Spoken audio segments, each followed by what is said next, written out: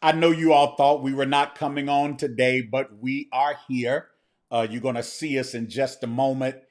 But we're really excited about our conversation today.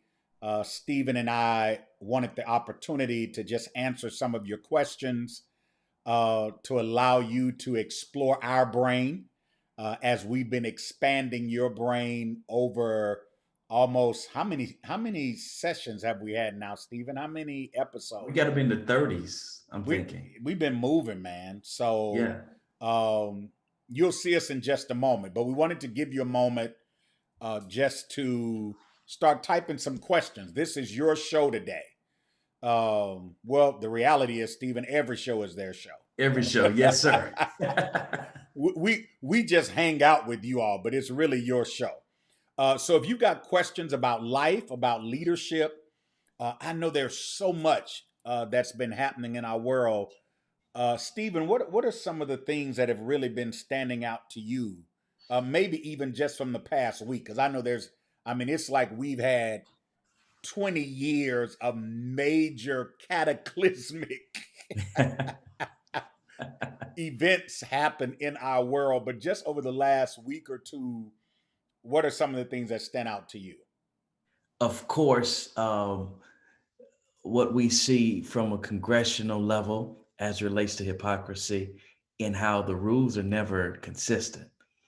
Uh, Republicans are changing the way that the game is being played as it relates to filling the seat of RGB.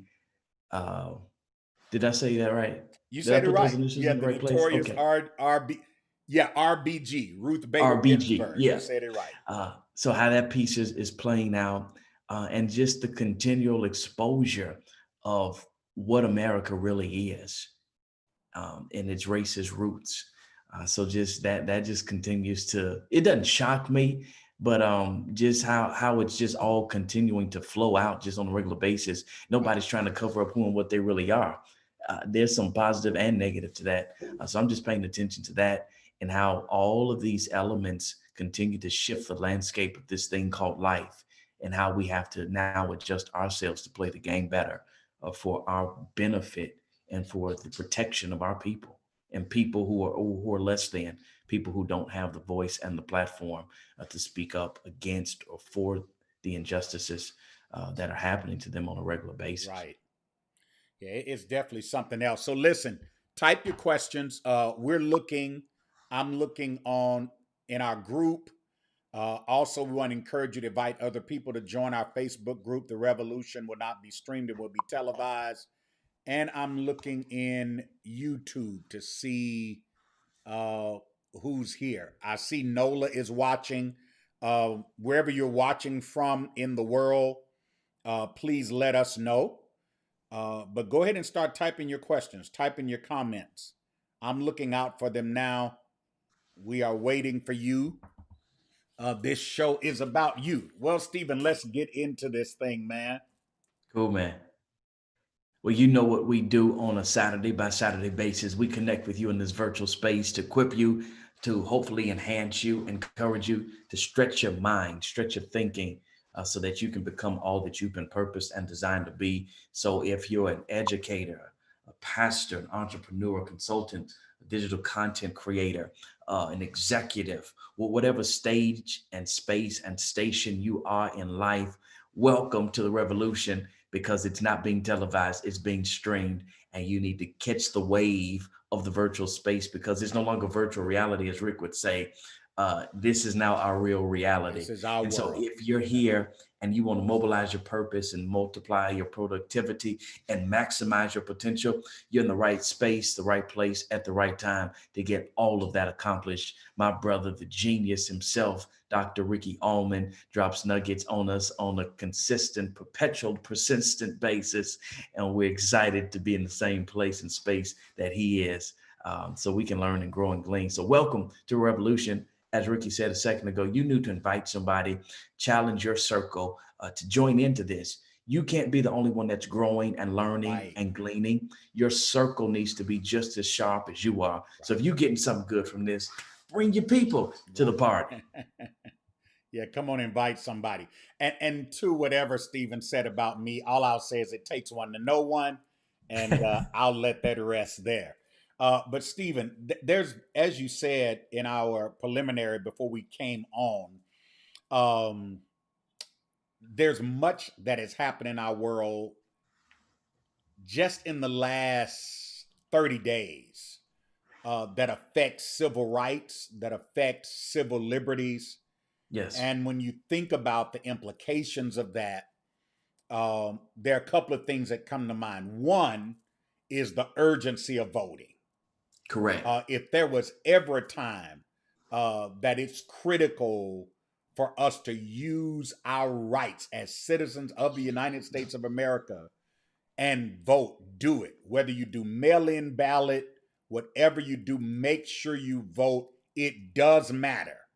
For sure. Contrary to those who want to tell you otherwise, your vote does count, and you want to make sure it's counted. Now, that's And the other side of it. yeah, and Rick, if it didn't matter so much, there wouldn't be so much in play to eliminate the Exactly. vote. Exactly. So it So, just so makes sense for us to thoroughly engage this process to let our voice be heard. And we have to constantly remind people that even in this upcoming election, you're just not voting for president. no, There's other stuff on the ticket, other stuff on the ballot that we need to make sure that our voice is heard on, because our local officials, they have the most direct impact on how dollars are spent in your area, in your vicinity. So you need to make your exactly. voice heard at those levels. I just posted something yesterday in Flint, Michigan, where they still haven't got everything straight related to water and issues that are affecting people in a place of poverty, the lower social Right. economic rung of that community. But yet $20 million was invested to build a new juvenile detention center. Wow. Let that sit on your mind. So Wow. it's important that our voice is heard at this local level and at the national level. Yeah, they call it voting down ballot, right? Yeah, You're not just voting for your presidents, but you want to go down ballot. Governors, mayors, alderpersons, city council persons, judges. Make sure, sheriffs, yeah, all of it. sheriffs. Make sure your vote counts in all the ways that it needs to be counted.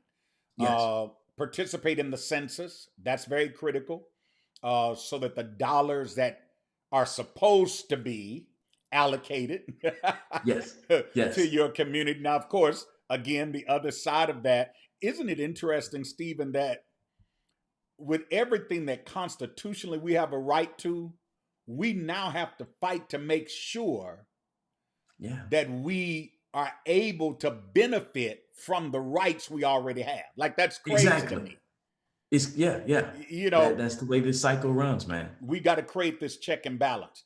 And so in view of all that we're dealing with, of course there's the urgency of voting, but also there is this sobering reality that two very significant voices in civil rights and civil liberties have transitioned. Of course, we know the Honorable Congressman John Lewis, but then just this morning, they refer to her affectionately as the notorious RBG, Justice Ruth Bader Ginsburg, transitioned at 87 years old. And I have to admit, Stephen, this is a little bit scary now because you talk about the Supreme Court. Yeah, She was the successor, I believe, to Sandra Day O'Connor, who was the first female on the Supreme Court. Ruth Bader Ginsburg was her successor, and so she too, at one time, was the only female. Now, I think we have what, one or two? I think we have two more. So that, yeah, I think there were three females on the Supreme Court, including RBG. So this is another scary thing because now the powers that be and the power dynamics of our country, yes. of course, they're trying uh, to tip the Manipulate the scale. moment. Yeah. Yeah, they trying to tip the scale. Let me tell you, me and Stephen loaded this morning. We trying to measure our words, but but there's a lot we've got to say because it's critical. And I'll just be honest in the spirit of full disclosure. If he minds me saying this, he'll text me and curse me out. But Stephen and I are in the demographic and age bracket where the policies that are passed down now, Stephen, affect us squarely. Correct. Yes, sir. And the generations coming behind us. So this is a very critical time for us as Black men in particular.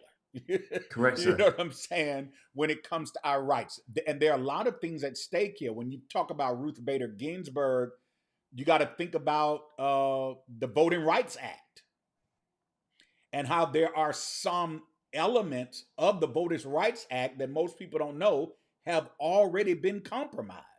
Yes, sir. Yes, People don't sir. They've realize gutted that. it. Yes. You know, and she made a statement. I was listening to a journalist talk this morning about RBG, and they talk about she had this phrase that says, just because it's dry under the umbrella doesn't mean it's not raining. Hmm. And what she was referring to was the Voting Rights Act. And sometimes because we assume that because something is in place, Sure. that there's no larger issue to deal with. So you holding the umbrella and say, well, it's dry under the umbrella. Yeah, but the only reason it's dry under the umbrella is because you have an umbrella.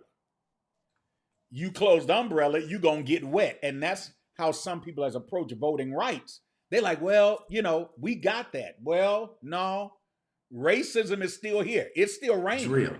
So Yes. we need the Voting Rights Act. We need comprehensive voting rights bills and legislations to ensure. Please don't assume, and I don't know how you could assume that none of those things are in jeopardy, considering all that we've gone through during this time. So we've got some stuff to think about. So let's remember um, let's remember the congressman and let's remember RBG. Stephen, both of these individuals are going to be missed. If you will, Stephen, quickly just share something. You're a sociologist. You pay attention to culture, um, and you're very socially conscious.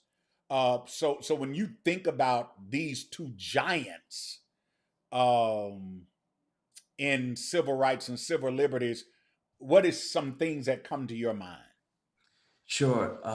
The juxtaposition of a legend versus a legacy. People who strive and aim to be legends, it dies when they die. But when you strive to work for things above and beyond you, you leave a legacy. And I think these two individuals have been a great example of building something beyond them, fighting for things that were beyond them, thinking further down the road than just them in their immediate uh, uh, impact. They tried to put things in place that would make the world, make this place called America a better place. And I am always concerned when we have people of this stature and we don't necessarily see the pipeline. I'm not saying that they didn't create it, but the pipeline that comes behind them, the leadership pipeline, Mm, so that what they fought for, stood for, sacrificed for is able to be replicated for generations to come. And I always challenge leaders, you've got to get somebody a generation or two behind you to fuel them with the knowledge and the wisdom and the strategy that made you what you are so that it can continue and that your death is not the death date also of your dream and of your desire. And right. so I'm watching to see again who backfills these roles and these positions. And I think that it is a detriment to younger generations when some generations, I won't put a red flag over them, but some generations have been so selfish in holding on to power that it dies with them. And now this scramble, this fight. And I say that more so for our demographic than those who lack melanin, because they plan and strategize and prepare. They'll Right. put their kids in play at a young age so that it keeps going. Our demographic likes to hold on until it's almost too late for things to be carried out after their death. Isn't it amazing that there are certain names that you or I could name and just say the last name and it still has gravitas and impact Yes. because of legacy? So if I say Kennedys, Yep. Rockefellers, you get what I'm saying? Yes, sir. There's gravitas on that. There's weight on that. And that's a great point, Stephen, because I think something that we really need to pay attention to. You talk about the difference in being legends versus legacy, and both of these individuals left a legacy. There were so many that were coming on television this morning talking about how directly or indirectly their value systems, their character, and their careers were shaped by Ruth Bader Ginsburg. Of course, we know the countless persons. I don't know if we can count the number of individuals whose lives have the imprint of John Lewis on it. Correct. And that's what legacy looks like. And I want to say to leaders, I know that in your let me be nice about this. Um, I know that in your efforts to make a mark on the world in whatever your respective area of expertise or calling is, um, I know you want people to remember you in a very singular and seminal way. But I want to say this: don't allow your ego to get in the way to the degree that in your effort to be indispensable, you start seeing yourself as irreplaceable. Yes. Hit the button right there, Rick. Da da da da. Let's hit it. That's potent stuff right there. Yeah, Say it make again, sure sir. in your effort to be indispensable, you're not irreplaceable. Nobody else can be you. Nobody else can be Stephen. Nobody else can be me. But guess what we do want? We do want other people around us who can replace us, and not when we die. Yes. We Yes, sir. want them to replace us while we're still alive. We want them to occupy whatever the spaces are that we're in and move forward with that. So thank you, Stephen, for addressing that. I think that's very critical. And of course, we say thank you to these two individuals who were both legendary, but who also left a legacy, Ruth Bader Ginsburg and John Lewis. Thank you. I've Yeah, got a and question. for those unfamiliar with her, Rick, Netflix actually has a documentary on her. Yeah, Um, I think it's that's called real good. RBG or Notorious Yeah, RBG. Yeah, yeah, you yeah. got to It's see a that. good She's piece. quite a So character. yes, Yeah, in a good way. I mean, you think about those two individuals, Mr. Good Trouble. You know what I'm saying? Like they were real personalities. Like they were real individuals. They didn't try to live in that rarefied space of celebrity. correct. They really sought to make a difference and they cared about people.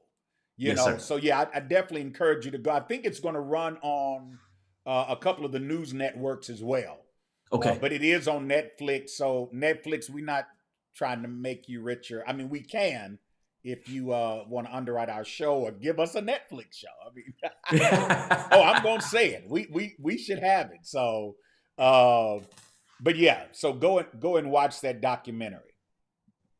Um, so here's a good question, Stephen, that I think we should tackle. This may be the question of the show right here. My goodness. Let me get it in a space here so everybody can read it. And whoever access, thank you so much. I see you on here as Facebook user. You put it's a big question. There we go. All right. So the question says, during this time of pandemic and civil unrest, what major leadership moves have you witnessed, recommend, and what leadership mistakes uh, have you witnessed that should be avoided? So, Stephen, I'm gonna let you start out with this. During this time of pandemic and civil unrest, what are some of the things that leaders have done that have been significant in addressing these times? That were the right moves, and then what are some of maybe the common mistakes? I think is a good way to phrase the second half of this Sure. question. What are some of the common mistakes that leaders are making just because they don't quite understand the time? Cool. I'm a part of a group of pastors that meet on a monthly basis. I'm the only African American in that context. And I appreciate the fact that they came to me as things were jumping off to listen, to ask questions, to gain insight and how to structure conversations. They included me in some of the conversations with their congregations. And I think that that was a right move, a wise move to make. I always believe in yielding to subject matter experts. And for this particular group, I happen to be the subject matter expert because of the melanin in my skin and the experiences that I've had. But not only that I've had, that members of churches that I've pastored or engaged with, people in the community that they've had, that I was able to share to paint things in a very real way for that particular group of people. So that's a plus. Another plus that I've seen in this time period is leaders pivoting. And pivot looks different to different people. So some people have had to shut down their business or recreate their business, reimagine what they were going to do with their business, with their organization, to be more relevant for the time period that we're in. So those have been some of the positives. Some of the negatives that I've seen are leaders who don't recognize that this was a real warning sign that your gas tank is empty. You Right. know, some of us, the light comes on, the hand is on E, but we keep pushing the car until we run out. Oh, I can make it. I know how far my car can go when the hand is on E and the light is on. And some leaders don't recognize that you really don't know how far you can go. Right. And I'm seeing some that are running out of fuel. They're on, they can't even run on fumes no more. They're out, but they still got their foot on the gas pedal. Right. Imagine that. The car's not moving, it's out of gas, but your foot is still on the gas pedal and the gear shift is still in drive. You ain't going nowhere. And it's clear sign that some leaders need to transition out, need to take themselves out of the place and position of HNIC, CEO, whatever your title is. You need to move. And this is time to hit the reset button on your life. Even those in the spiritual space, even those in church leadership. Just because God called you to pastor and to preach doesn't mean that he can't shift you into different spaces and places of opportunity and allow the vision and the mission of that organization to be pushed forward by somebody who's more suitable to function in the 21st century space. That's one of the major things that I'm seeing happening from a default perspective, from a negative perspective in leadership. So hopefully I've given you some insight on positive and negative side. I dealt with something, Stephen, on Thursday night on my Life Talks Leadership After Dark podcast. I talked about change the program, Mm-hmm. and it was designed particularly for organizational leaders uh, to really understand how you approach change. But I think you just opened up Pandora's box, because I think the larger question we've got to look at is, how do we approach change when that change includes us?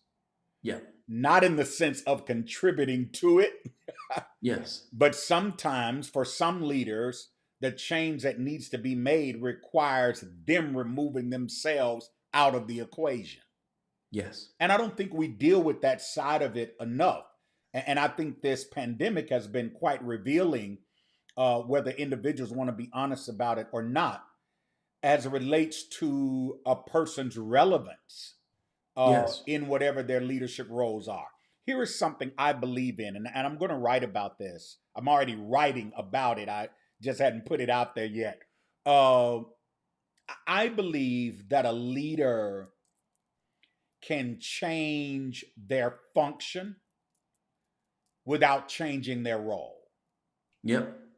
You understand what I'm saying? Yeah. Dig in there, man. In other words, those that are around you who have competencies and skill sets that go beyond your ability or capacity, you can plug them into some of the functional areas of your role while you still serve. And I'm not trying to be condescending with the word I'm getting ready to use, but while you still serve as figurehead, for whatever reason, whether it's for Sure. out of familiarity, for some kind of organizational continuity or branding, whatever Right. the reason may be, Right. you may feel like, well, it's not feasible for me to just abdicate my role. Okay, that's fine. But my question is, are you fully functional in it? And if you're not, and you've been in that role for 20 years, 30 years, however long, it won't hurt you to say, you know what? Let me share the wealth. Let me share the function of this role, Because let me tell you, if you're surrounded by people who are purpose driven, which you should be, then they don't care about a title. Correct. They're not looking for a tag. They don't want a position. All they want is to see productivity in that organization, That's which is it. why they've committed themselves to it and they've lended their talents to it. So share it with them. So I want to encourage you as a leader, identify those who are, they call it staffing your weaknesses. That's Stephen and it. I both do organizational leadership and consulting. And so this is something that we would encourage a leader to do in any context of leadership, in any genre or in any type of organization. Staff your weaknesses, but not only staff your weaknesses, staff your worries. Yeah. If you're uncertain about some things, bring some individuals around you that have the vision, that have the energy, that have the creativity to explore the what ifs. And I think that's very critical right now, Stephen. I think we need to explore the things that we don't know Correct. as much as we explore the things that we do know. We do. As Yeah. we go off, because that was a great question. I feel like that question encapsulated anything that anybody can ask today. But let's go off talking about that because we're in this time of exploration.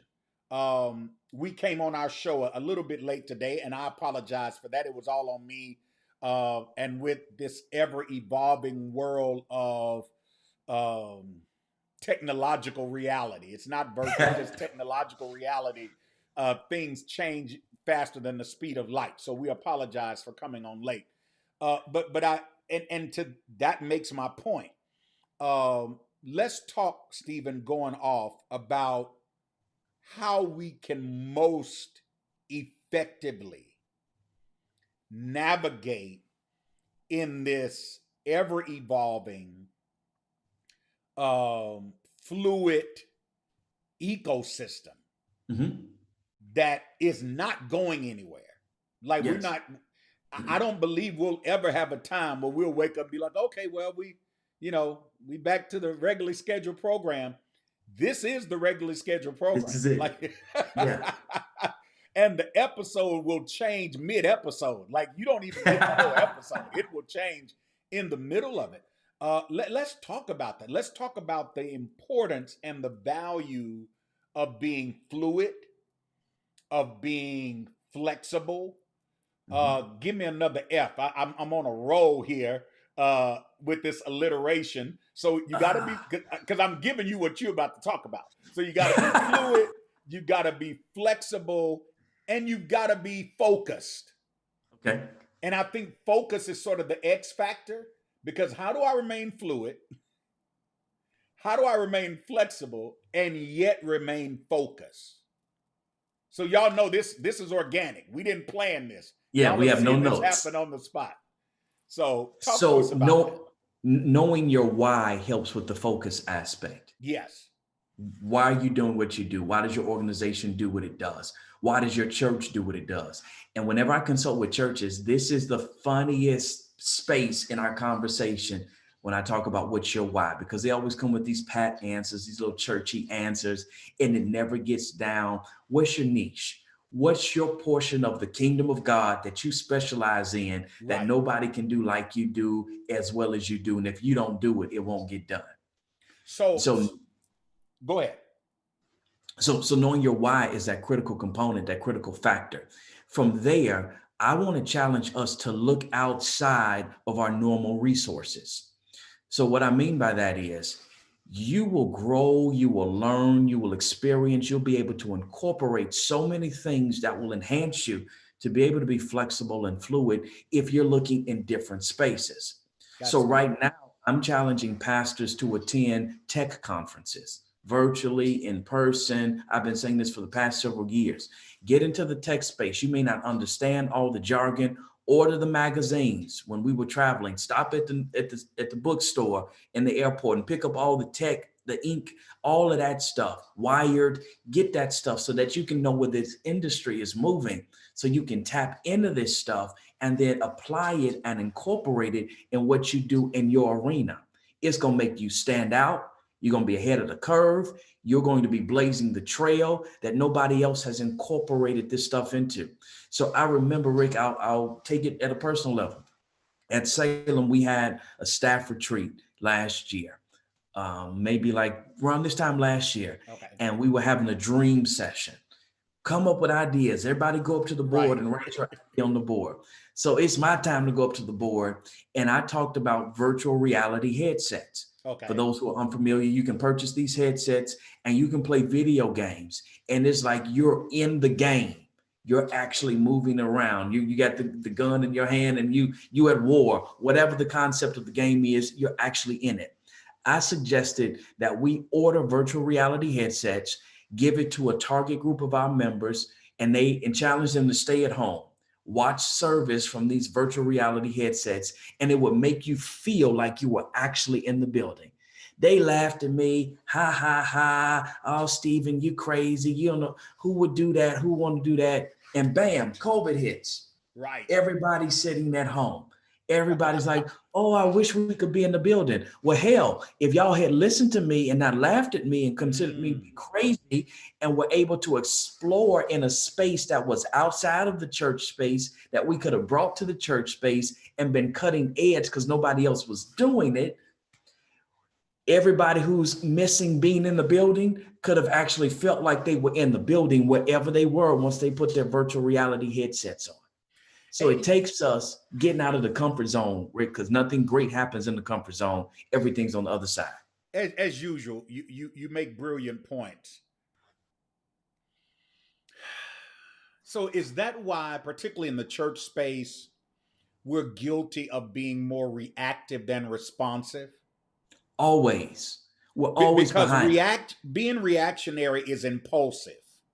And normally if you're impulsive, whatever you're doing is very short-lived. It's a temporary fix at best, if it's a fix at all. Yes. But to be responsive is to be instructive. But here's the hypocritical thing, especially in the church space. The You church didn't say the supposed word to. hypocritical, did you? I said it In the church space? in Hypocritical? bold Oh, letters. man.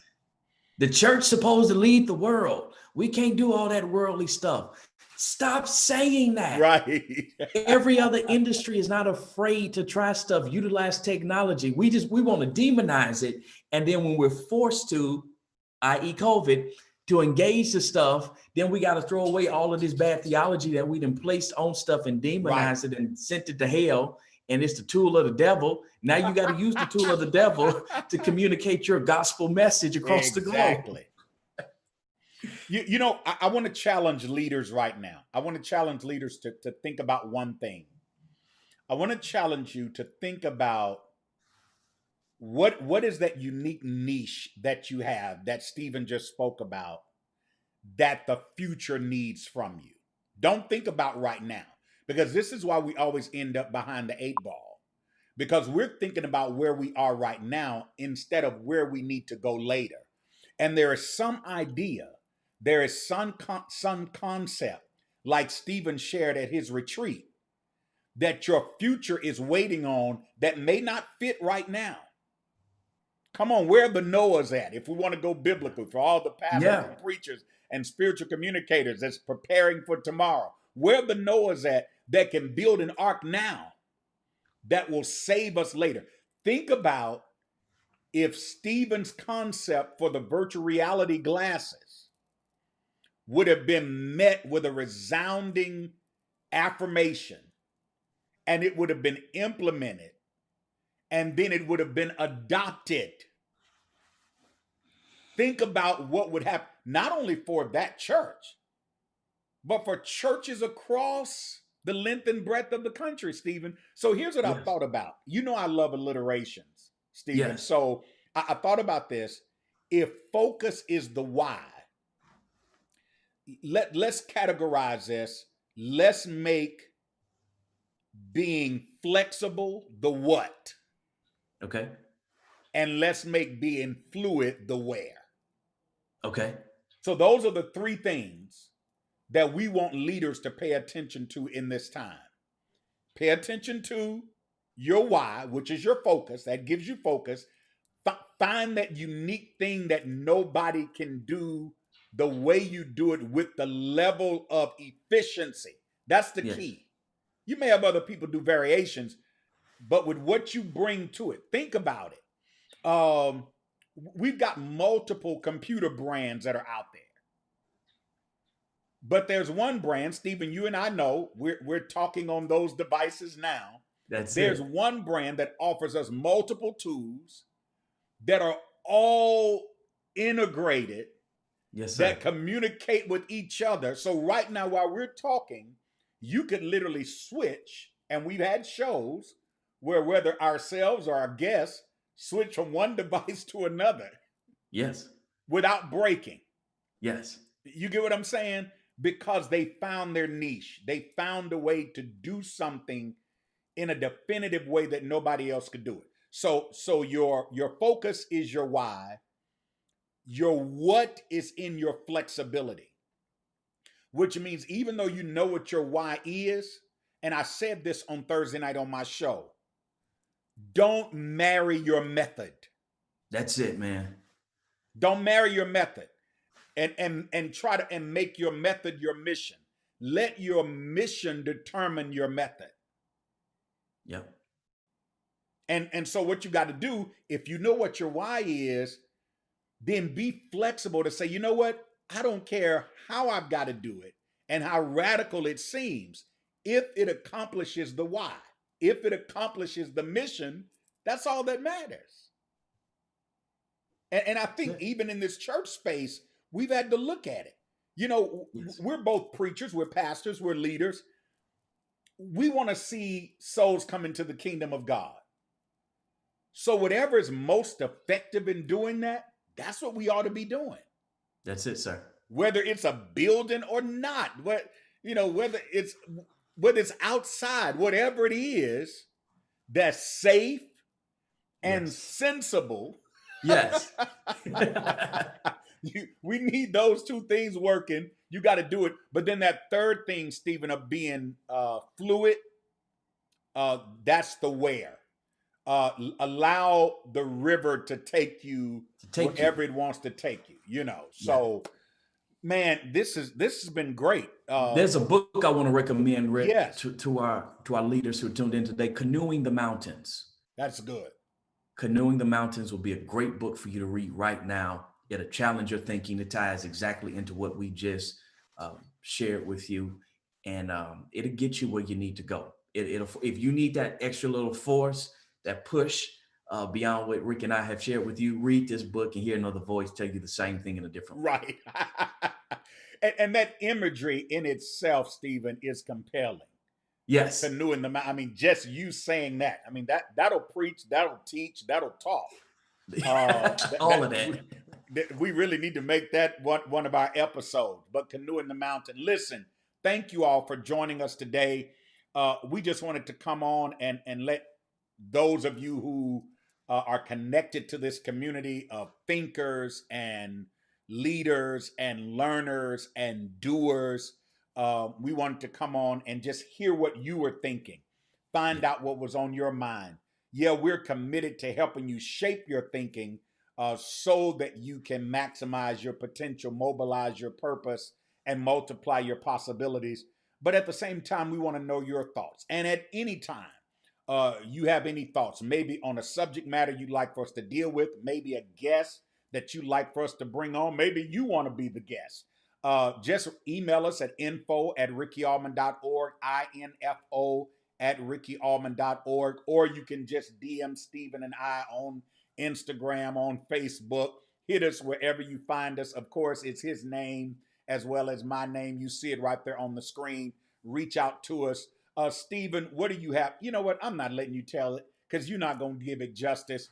I need you to stalk Stephen. That probably wasn't the right word. I got a few of those, so I'm used to it. It's When okay. it comes to the Mirror Moments movement, I really do, though, seriously. Anytime he comes out with something, this is one of the clearest minds that I've come across. Everything that he puts out comes with a precise clarity. It comes with definitive direction. And then it comes with practical application, so that you'll know how to do what he's instructing you to do. That's So it. I want you to subscribe to the Mere Moments movement. Just go to his website, StephenJThurston.com, and then watch him on Tuesdays at 3 p.m. Also, we're going to get his YouTube channel on and popping. He has one. I'm subscribed to it. But he'll be sharing some stuff there. So I'm just putting him on blast. I didn't even ask permission to talk about his YouTube Hey, channel. I can we because all I'm need to pulling my push. big brother card. I got him by a few years, so every now and then I flex on him. Yes, sir. But find his YouTube channel. It's Stephen J. Thurston. Let's get his YouTube channel built up, so he can share some stuff. If you want something else free from him, help him build up his YouTube channel. Then he'll have to put some free stuff over there. So, but join him on Tuesdays at 3 p.m. From Mere Moments, and make sure you connect. He's got several books that are out there. Connect, get all the material that he has. And then, of course, you can join me on Thursday nights for Life Talks, Leadership After Dark. We try to just create a provocative platform, Stephen, Yes, sir. where we can talk about the things that matter. And I think that's That very matter. critical, whether you're dealing with life, leadership, love. And what's interesting with Stephen and I, we travel the same lanes, but we got different exits, and that's really really cool. And we've got multiple exits that you can get out of. Both of us operate in leadership. Both of us operate in life principles. Both of us operate in relationship. But we've got different exits that you can get off on, different paths that will lead you down, and that's what makes our partnership so Yeah. powerful and productive. I want to encourage them, Stephen, to find some productivity partners. That seems to be the scarlet thread. Yes, We sir. started this movement.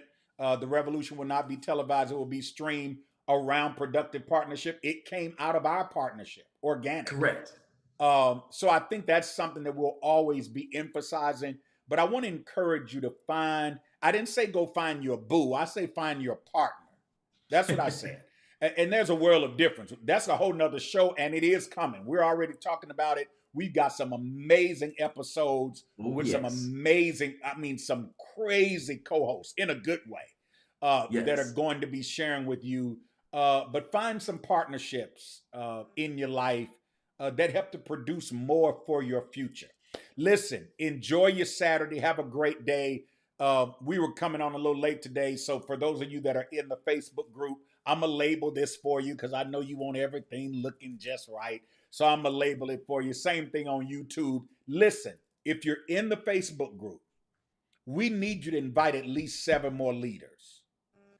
As a matter of fact, after they join, I'm going to make them let us know whether or not you're the one that invited them. Okay? I'm going to be like, how you get here? Who Right. told you to come? We're going to add that as another question. But listen, go invite somebody else to join, contribute to this group. Also, if you are an author, in October, we may do some spotlights. We're thinking about it. Sometime in this fourth quarter, Stephen, we want to spotlight some authors. So Let's do it. October, November, December, you never know when it's going to come. But if you're an author, or if you know an author who's written something that's relevant, written something that's revolutionary or revelatory, Yeah. let us know about it, because we want to spotlight them. We want to know about them. I believe that your leadership is only as great as what you read. I agree. And so it's important to do that. Thank you for joining us. This has been The Revolution Will Not Be Televised. It will be streamed with my brother and friend and fellow host, the Reverend Stephen J. Thurston II, and yours truly, Dr. Ricky Allmon. Thank you for being here. Have a great Saturday. Go ahead, Stephen, do it for him as only you can. I holla. Y'all have a great day.